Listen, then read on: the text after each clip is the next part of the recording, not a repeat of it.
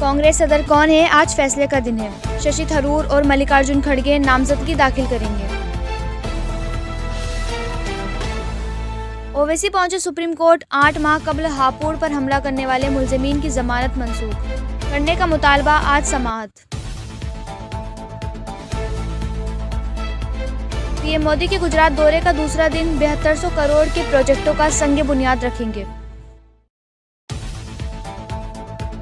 जामिया में 2 तालिबे ग्रुप में तस्दीम, फायरिंग से एक तालिब इल्म जख्मी।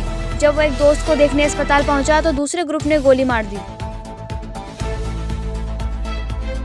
तमाम फरीक पाकिस्तानी पनाह गजीनों पर नजर रखे हुए हैं। वजारत दाखिला के मुताबिक जम्मू में 5746 खानदान मौजूद हैं, 1 लाख से ज्यादा महाजरीन।